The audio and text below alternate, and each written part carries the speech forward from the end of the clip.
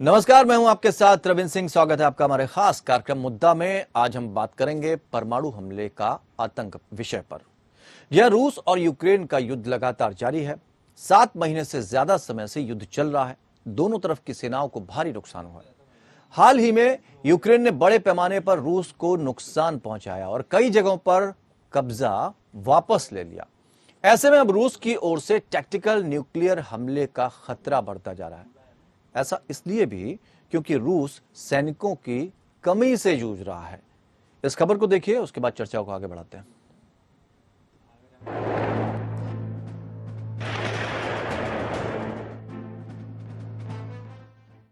Ukraine के खिलाफ युद्ध में रूस जैसी उम्मीद कर रहा था, वैसी सफलता उसे नहीं मिल रही है। कई क्षेत्रों में रूसी फौजों को मुंह की खानी पड़ी।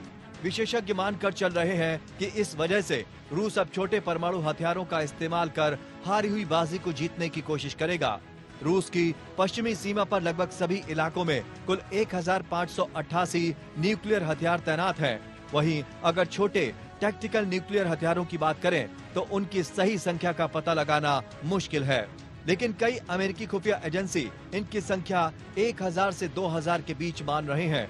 विश्लेषकों का मानना है कि अगर पुतिन न्यूक्लियर हथियार इस्तेमाल करते हैं तो ये टैक्टिकल ही होंगे।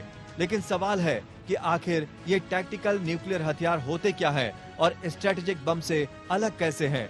दरअसल टैक्टिकल न्यूक्लियर हथियार युद्ध के मैदान में इस्तेमाल करने के लिए बनाए जाते हैं। टैक्टिकल न्यूक्लियर हथियार 1 किलोटन से 100 किलोटन तक हो सकते हैं। समझने के लिहाज से अगर बात करें तो जापान के हिरोशिमा में दूसरे विश्व युद्ध के दौरान 15 किलो टन का बम फटा था। अपनी घातक क्षमता के बावजूद tactical nuclear bomb strategic nuclear हथियार की तुलना में 3 तरह से अलग होते हैं। पहला कि उन्हें टारगेट के करीब से दागा जाता है। दूसरा कि स्ट्रेटेजिक न्यूक्लियर बम की तुलना में इनका विस्फोट बहुत कम होता है। और तीसरा, इससे फैलने वाला रेडियो एक्टिव रेडिएशन बहुत सीमित होता है, जब तक वो एक न्यूट्रॉन बम ना हो। लेकिन फिर भी इनसे खतरनाक नुकसान संभव है। हिरोशिमा पर गिराए गए अमेरिका के न्यूक्लियर बम के बराबर अगर टैक्टिकल न्यूक्लियर हथियार दागा गया तो लगभग 200 मीटर की परिधि वाला एक आग का गोला बनेगा। इस बम के फटते ही 1.6 किलोमीटर के दायरे में आने वाली हर चीज जल जाएगी। धमाके के बाद 350 मीटर प्रति सेकंड की रफ्तार से विनाशकारी शॉक वेव निकलेगी। इसके बाद रेडियो एक्टिव कचरा आसमान से बरसेगा, जो बड़े पैमाने पर हवा, मिट्टी और पानी को दूषित कर देगा। ये कुछ उसी तरह का होगा जैसा 1986 में यूक्रेन के चेरनोबिल में न्यूक्लियर रिएक्टर की त्रासदी के बाद हुआ था। टैक्टिकल न्यूक्लियर हथियारों का आकार स्ट्रेटेजिक हथियारों से कम होता है। इन्हें जेट, युद्धपोत, पनडुब्बी और क्रूज मिसाइल से फायर किया जा सकता है। इतना ही नहीं, इन्हें आर्टिलरी तोप के गोले की तरह भी फायर किया जा सकता है। टैक्टिकल न्यूक्लियर हथियार के इस्तेमाल के पीछे नुकसान को कम करना ही लक्ष्य है, क्योंकि रणनीतिक परमाणु हथियार इतने ज्यादा ताकतवर होते हैं कि वो पूरे शहर, यहाँ तक कि पूरी सभ्यता को मिटा सकते हैं। रणनीति परमाणु हथियार युद्ध खत्म करने की जगह पूरी दुनिया में करो या मरो की स्थिति पैदा कर देंगे, जिससे इंसानियत का खात्मा भी हो सकता है। लेकिन अगर रूस स्ट्रेटेजिक न्यूक्लियर हथियार का इस्तेमाल करता है तो इससे यूक्रेन तो पीछे ही होगा, नाटो को भी इस युद्ध से दूर रहने का संदेश होगा। रूस के परमाणु हथियार के इस्तेमाल को लेकर विशेषज्ञ मानते हैं कि हार की स्थिति में पुतिन कुछ भी कर सकते हैं। पुतिन अगर ऐसा करते हैं तो संभव है कि रूस पर यूक्रेन हमला तेज कर दे, लेकिन ये न्यूक्लियर हमले की तुलना में कुछ नहीं होगा। Bureau report. तो रूस की इस धमकी को कैसे देखा जाए? परमाणु हमले का आतंक जो मचाने की बात कही जा रही है, और हम लगातार कई बार इस विषय पर चर्चा कर चुके हैं कि अगर इस तरह की स्थिति बनती है कि वॉर की तरफ हम बढ़ते हैं तो फिर क्या। लेकिन ये धमकियां किस तरफ इशारा कर रही हैं, इसको हमें समझना होगा। 2 खास मेहमान इस चर्चा में हमारे साथ शामिल हैं। जितेंद्र ओझा पूर्व राजनयिक हैं, retired group captain, BN Jha सामरिक मामलों के जानकार हैं। आप दोनों का बहुत बहुत स्वागत करते हैं। जितेंद्र जी, बात वहीं आ रही, देखिए हम युद्ध की तरफ जो हम कह रहे थे, क्या हम विश्व युद्ध की तरफ बढ़ रहे हैं? लेकिन यहां पर हम सबसे पहले आपसे यही समझना चाहेंगे कि रशिया ने जो धमकी दी है, टैक्टिकल न्यूक्लियर हमले की जो खतरे की आशंका जताई जा रही है, उसको हम पहले कैसे देखें, ये बताइए। देखिए, रशिया ने कुछ उम्मीद और किया था। रशिया को लग रहा था, जैसे हम लोग पहले भी बात कर चुके हैं, कि वो जाएगा और यूक्रेन में तख्ता पलट हो जाएगा, लोग उसके पास आ जाएंगे। व्लादिमीर पुतिन के उस ऐसे का भी जिक्र कर रहे हैं जो 3 या 4 साल पहले उन्होंने लिखा था, जिसमें वो सेंट व्लादिमीर का जिक्र करते हैं और कहते हैं कैसे कीवन रूस एक सभ्यता होती थी। देखिए, रशिया में कई एक कॉम्प्लिकेशन आ गई जब ये आके पुतिन साहब ने रशिया को स्टेबिलिटी तो दिया, उस पूरे रीजन को स्टेबिलिटी दिया, लेकिन वहां पे डेमोक्रेसी नहीं आने की वजह से मेरा मानना है कि बहुत सारे आसपास के देश उनसे घबराते रहे। 1990 के दशक में कई एक देश जो है इंडिपेंडेंट होना चाहते थे, लेकिन हाल के कुछ सालों में जो रेफरेंडम हुए उसमें उनके मन में रूस के प्रति एक संभावना तो रही, एक संवेदना तो रही, या रूस के साथ मिलने की बात तो लोगों ने सोचा, लेकिन उनका मुख्य डर ये था कि पुतिन के साथ के जो ऑटोक्रेसी है उसके अंदर नहीं आना चाहते थे। तो देखिए, ये उनका जो लक्ष्य था कि पूरे हम कीवन रूस को या आसपास के क्षेत्रों को रीयूनाइट कर देंगे, रशिया को फिर से बड़े देश के रूप में प्रस्तुत करेंगे। ये सोच तो बहुत अच्छी थी, लेकिन जो तरीका उन्होंने अपनाया वो तरीका ठीक नहीं है। और अभी खतरा क्या है, आप देखें कि नेटो के शक्तियों के हथियारों के माध्यम से अभी जो है यूक्रेन उनको बैकफुट पे धक्का दिए जा रहा है। इस बीच में चाइना इस फिराक में है, तमाम रोमांस की बात करने के बावजूद पुतिन और शी जिनपिंग में, चाइना इस फिराक में है कि इतना बड़ा देश, इतना बड़ा लैंड मास उनको मिल जाएगा जो नेचुरल रिसोर्सेज से रिच है, और जब ये बैकफुट पे जाएंगे वो इतने कमजोर हो चुके रहेंगे, इतने डिप्लीट हो चुके रहेंगे कि उनके पास कोई ऑप्शन नहीं रहेगा। तो चाइना इस फिराक में है कि कैसे पूरे रूस को कॉलोनाइज कर लिया जाए। जैसे मैंने कहा, साइबेरिया में आज 90% पॉपुलेशन जो है वो चाइनीज पॉपुलेशन है और पुतिन कुछ नहीं कर सकते हैं। तो अगर ऐसी स्थिति आती है जिनको लगता है कि अब हम खत्म होने जा रहे हैं सभ्यता के रूप में, तो देखिए जो डिक्टेटर्स हैं उनकी साइकी अलग है। पुतिन का कहना है कि अगर हम खत्म होते तो हम दुनिया को भी खत्म कर देंगे।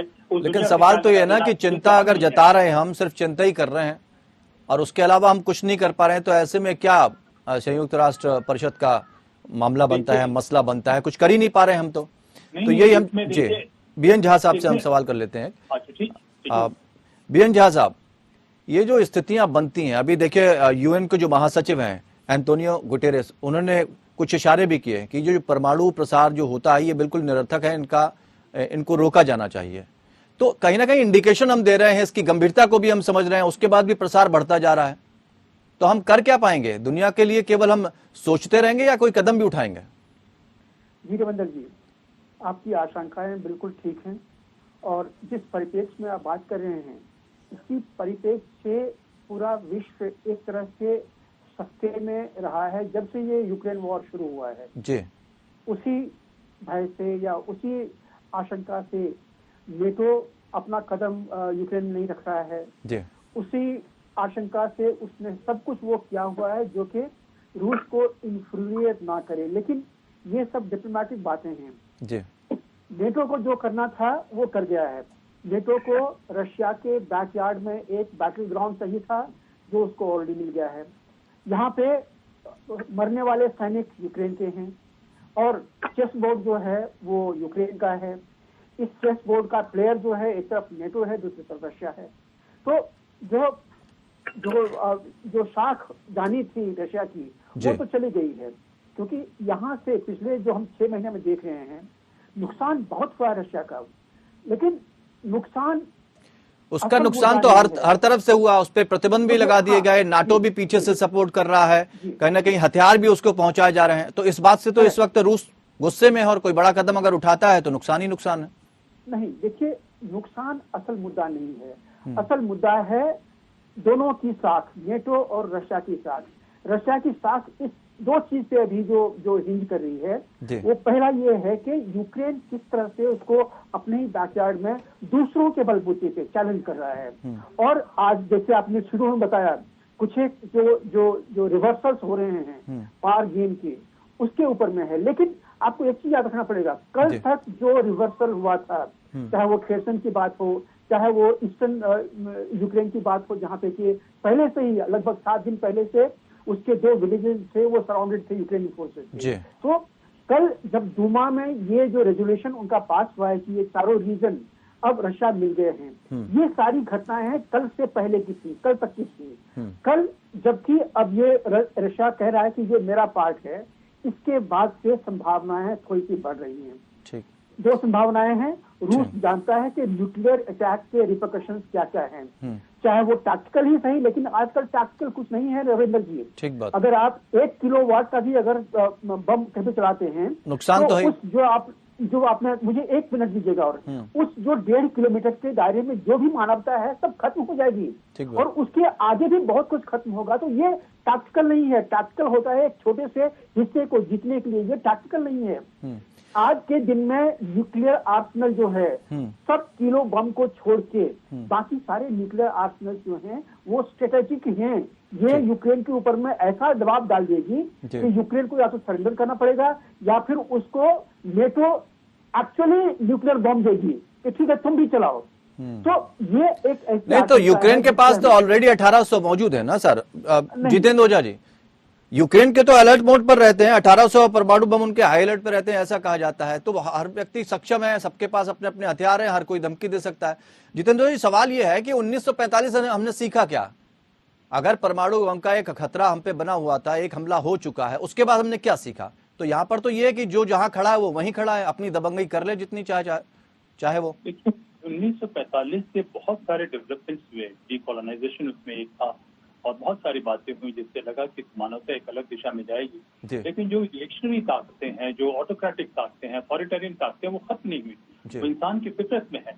तो आपका जो कहना है कि क्या सीखा, तो हम थोड़ा सा और मायोपिक होते हैं। कई दफे हमारी पूरी ओपिनियन जो है इस बात पर निर्भर करती है कि वेस्टर्न मीडिया क्या कह रहा है।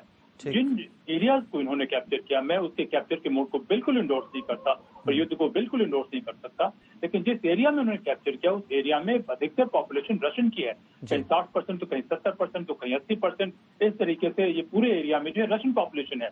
और इनका ये कहना है कि जब इनको ये जो सेल्फ गवर्निंग या रिपब्लिक का दर्जा दिया गया सोवियत इरा में, तो किसी ने सोचा नहीं था कि ये कभी सेपरेट हो पाएंगे या अलग हो जाएंगे। तो कोई इतना ज्यादा वाटर टाइट वो एरिया रखे नहीं रहते थे और बहुत सारे माइग्रेशन होते रहे। रशियन चूंकि डोमिनेंट लैंग्वेज हो चुकी थी कई जगह से, तो रशियन लोगों ने वो रशियन भाषा नहीं छोड़ी वो वहां जाने के बाद। जबकि दूसरे रिपब्लिक के लोग जो रशिया में आए उन्होंने रशियन भाषा को अडॉप्ट कर लिया। तो यहाँ पे रशिया में तो मॉस्को में तो एसिमिलेशन बहुत मजबूत हुआ, यहाँ एसिमिलेशन हुआ नहीं। देखिए, तमाम चीजों के होने के बावजूद जो पुतिन साहब का युद्ध का जो तरीका है, जो उनकी असेसमेंट थी, वो सारी असेसमेंट गलत हो गई। और उनका मेरा मानना, अगर हमसे कोई पूछे तो मैं कहूंगा कि देखिए, अगर आप डेमोक्रेसी की तरफ जाते और अच्छी गवर्नेंस कैपेसिटी बिल्ड करते, डेमोक्रेटिक गवर्नेंस कैपेसिटी, वही एक मात्र तरीका था इन तमाम रिपब्लिक को जोड़ने का। लेकिन कीवन रूस की जो बात कहते हैं कि जहाँ कीव और रूस थोड़े से भाषा में डिफरेंस है, वो एक सभ्यता होते थे, तो वो बड़ी लॉजिकल बात सी लगती है, लेकिन उस बात को पूरा करने का तरीका गलत था। तो ये चीजें इतनी आसान नहीं है। लेकिन हाँ, इसका खतरा क्यों होता है? क्योंकि वेस्ट के लोग, नाटो के कुछ लोग, खास करके अमेरिका में लोग ऑब्सेस्ड है किसी तरीके से हम रशिया को दुश्मन बना के उसकी पिटाई करेंगे। एक हारे हुए को पीटने की कोशिश करते हैं जो खुद इतने बुरे हालत में है। और उस चक्कर में होता क्या है कि हिंदुस्तानी होने के नाते हम लोगों को चिंता होती है कि देखिए, आप चाइना को ब्लैंकेट एक दिए जा रहे हैं। तो एक समय था कि जापान की ऐसी स्थिति बनी थी और परमाणु बम, फिर क्या हुआ उसके बाद? और ये अलग है, हाँ। वो स्थिति एकदम अलग है, कॉन्टेक्स्ट नहीं, मैं सिर्फ बात उस कॉन्टेक्स्ट में कह रहा हूं जिस कि अगर किसी एक शक्तिशाली देश पर दबाव बनाया जा रहा है और लगातार दबाव बनाया जा रहा है, तो फिर गुस्सा तो ऐसी चीज है कि अगर आपके हाथ में हथियार है तो आप कुछ भी कर देंगे। बिल्कुल बिल्कुल, वही यही वजह है। इस बात को जो है बड़े लीडरशिप से, मैं कहता हूं कि एक बड़ी क्राइसिस है लीडरशिप की। पुतिन साहब की लीडरशिप की भी क्राइसिस है, वेस्ट की भी लीडरशिप की क्राइसिस है। हमारी तरफ से बातचीत तो हुई, हमारे प्रधानमंत्री ने तो बड़े साफ कहा कि युद्ध का समय नहीं है, लेकिन हमारी शायद उतनी हम उस स्थिति में नहीं है कि जो रशिया की डिपेंडेंस है चाइना पे, उस डिपेंडेंस को हम एलिमिनेट कर सके। हम उस स्थिति में नहीं है कि रशिया को एक डेमोक्रेटिक गवर्नेंस की तरफ हल्के से पुश कर सके। तो सवाल तो यही आ गया ना जितेंद्र जी, सवाल ग्रुप कैप्टन बीएन झा साहब, आपसे हम ये सवाल पूछना चाहेंगे, क्या हम ये मान लें कि रूस अब इस स्थिति में पहुंच गया है कि अब अगर और दबाव उसके ऊपर बढ़ा, यानी उसका पेशेंस जो है वो जवाब दे रहा है, उसने साफ संकेत दे दिया कि इससे ज्यादा हमारे ऊपर परिस्थितियों को लादा गया या दबाव बढ़ाया गया तो कुछ भी हो सकता है, गंभीर परिणाम भुगतने के लिए आप तैयार रहिए? रविंद्र जी, देखिए, रूस एक अनाड़ी नहीं है, पुतिन अनाड़ी नहीं है, उसके पास में न्यूक्लियर वेपन डिकेड से हैं काफी। लेकिन ये तो साबित हो गया ना यूक्रेन युद्ध में जी, उसके पास अब सेना की कमी पड़ गई। जी देखिए, सेना की कमी नहीं है। ये जो अभी 3 लाख की जो उन्होंने बहाली की है, ये सारे लड़ने वाले सैनिक नहीं है। अभी रूस ने ये जान लिया था कि ये 4 जो रीजन हैं, इस रीजन का मैनेज भी करना है वहाँ के जो लोकल एडमिनिस्ट्रेशन है वो तो है ही, उस लोकल एडमिनिस्ट्रेशन के सपोर्ट के लिए वहाँ पे और स्टाफ चाहिए, वहाँ पे और फुट सोल्जर चाहिए उनको। ये सारी बहुत बड़ी एरिया है ये, उसके लिए भी मैनिंग के लिए, वहाँ पे पुलिस के लिए, वहाँ पे इंटरनल सिचुएशंस के लिए, इन सारी चीजों के लिए। नहीं, अनाड़ी में उस सेंस में नहीं कह रहा हूं, अनाड़ी में इस सेंस में कह रहा हूं कि वो उन्होंने जो ड्यूरेशन तय करनी थी कि इतने समय तक हम ये काम कर लेंगे, लेकिन वो नहीं हो पाया उनका। हाँ, नहीं हुआ, वो तो बहुत बड़ी गलती थी। मिलिट्री, किसी भी मिलिट्री प्लानर से आप पूछ लीजिए तो यूक्रेन में जो जिस तरह से हस्तक्षेप किया हुआ रूस ने, बहुत ही अनाड़ी की तरह है। रूस अनाड़ी नहीं है, लेकिन उसकी फोर्सेस जिस तरह से एक्ट की है अपने ऑब्जेक्टिव को, तो ओवर कॉन्फिडेंस है ये, ओवर कॉन्फिडेंस नहीं है, पुअर प्लानिंग है। वो जो पहला जो 2-3 दिन हमने देखा था, जिसमें कि जितने रूसी सोल्जर्स गिराए गए थे यूक्रेन के फोर्स जमीन पे, उन लोगों का कैप्चर किया जाना यूक्रेन द्वारा, ये एक डिफीट थी। और उन्हीं दिनों से किसी भी मिलिट्री प्लानर को कह लीजिए तो रूस ने गलती की थी। उनका सपोर्ट सर्विसेज जो था, उनका लॉजिस्टिक्स जो था, वो कहीं न कहीं गलत पड़ रहा था, और उनका ऑब्जेक्टिव जो था वो बिल्कुल अलग था। मतलब देखिए, जहां पे आपने ये ऑब्जेक्टिव लिया हुआ है कि मुझे वहां का जो एडमिनिस्ट्रेशन है उसको चेंज करना है, लीडरशिप चेंज करना है, तो आप वहां पे शहरों में बमबारी नहीं करेंगे, खेरसन में या सुमी में या और कहीं पे भी ये आप बमबारी इस तरह से नहीं करेंगे कि आप एक मिसाइल्स वहां पे गिराओ और बिल्डिंग को खत्म करो। नहीं, वो गलत था। आपका मेन ऑब्जेक्टिव वहां से ये था कि उसके नर्व सेंटर पे ऐसे वार करो कि वो पैरालाइज हो जाए, उसको अपने कब्जे में लीजिए, फिर आपको जो करवाना कीजिए। लेकिन उसमें और भी बहुत सारे कॉजेज हैं, अभी उस पर हम नहीं जाते हैं। आज की बात हम देखिए, आज के दिन में जहाँ पे हम लोग न्यूक्लियर का जो हम लोग आशंका कर रहे हैं, मुझे लगता है कि रूस इतना अनाड़ी प्लेयर नहीं है। वो भारी भांति समझता है कि ये तो पहली बात कि यूक्रेन जो है नॉन न्यूक्लियर स्टेट है, तो उसको न्यूक्लियर आर्सेनल वहां पे चलाने के लिए 2 बार 5 बार उसको सोचना पड़ेगा। दूसरी चीज कि ये जो एरिया है जिसमें कि अगर यूक्रेन अटैक कर रहा है, ये 4 रीजन की मैं बात कर रहा हूँ, और उसको अगर ये समझे रूस कि ये मेरे संप्रभुत्व वाला एरिया है और ये हम पर अटैक है, तो कहीं न कहीं वो गलत करेगा। और ये चीज जान लीजिए, न्यूक्लियर अटैक चाहे वो सब किलोवाट हो, सब किलो टन हो या बड़ा हो। चलिए ठीक है, आपकी हम ये बात मान भी लेते हैं। अगर तो जितेंद्र ओझा जी से हम समझ लेते हैं। जितेंद्र ओझा जी, मान लीजिए अगर रशिया इस स्थिति में आता है कि वो हमला करने की स्थिति में आ जाए, और नाटो भी ये कह दे कि जब वो कर ही रहा तो आप भी कर लीजिए, तो क्या स्थिति बन जाएगी? जो आप कह रहे हैं, मैं ये नहीं कह रहा कि न्यूक्लियर वॉर नहीं हो सकता है, वो एक पॉसिबिलिटी। लोगों के पास हथियार है, जब वो इनसिक्योर हो गए, कॉर्नर हो गए, तो वो करेंगे। लेकिन ये बहुत ही पागलपने का काम होगा, इसमें सभी को मालूम है। तो क्या किसी को किस हद तक आप पुश करें, एक तो उस पर निर्भर करता है कितना वो कॉर्नर होता है, क्या स्टेक है उसके लिए, और दूसरा इस बात पर भी निर्भर करता है कि उस आदमी की मेकअप क्या होगी, उसका सिस्टम क्या है। तो वैसे में देखिए, वेस्ट और इसके बीच में देखा जाए कि अगर रशिया बहुत जोरों से कॉर्नर हो रहा है और उनको लग रहा है कि हम तो खत्म होने जा रहे हैं, तब हो सकता है। लेकिन मैं नहीं समझता कि अभी उस पॉइंट पे पहुंचे हैं, अभी समय है। एक बात और समझना चाहेंगे आपसे जितेंद्र जी, कि हम एक तरफ तो कहते हैं कि इस तरह के काम नहीं करने चाहिए, और पाकिस्तान ने अपने परमाणु बम का आविष्कार कर लिया, जबकि बैन था, सारी स्थितियों से सब अवगत थे उसके बाद भी, और किस तरह से उसने बनाया ये भी सबको पता है। तो आप एक तरफ पारदर्शिता की बात करते हैं और दूसरी तरफ बैक में आप सपोर्ट भी करते हैं, तो ऐसे कैसे चीजें रुकेंगी? देखिए, ये हमेशा से होता है। सवाल किसी और चीज का नहीं, सवाल है ट्रस्ट की एब्सेंस। और जो है पाकिस्तान के परमाणु बम बनाने में, चोरी करने में उसकी मदद पूरे वेस्ट के लोगों ने की, सोल्यूशन उनका था।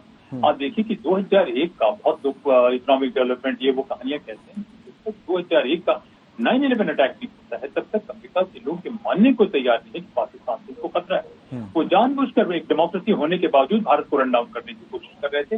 देखिए, ये बातें अतीत की हो चुकी है, इस पे हमें नहीं जाना चाहिए। लेकिन इससे एक चीज सबक सीखना है कि दुनिया के किसी देश को जब भी उसे मौका मिलेगा तो कोई इमोशनल फ्रेंडशिप नहीं होती, तो जब उनको टैक्टिकल नेसेसिटी होती है। लेकिन ये जो यूक्रेन और रशिया के कॉन्फ्लिक्ट में जो वेस्ट का रवैया है, जो वेस्ट का जो ऑब्सेशन है रशिया को खत्म करने का, रशिया को विलेन बना के पेंट करने का, उनके सिनेमा से लेके जेम्स बॉन्ड के सिनेमा से लेके हर तरीके से वो रशिया को एक विलेन बना के रखना चाहते हैं।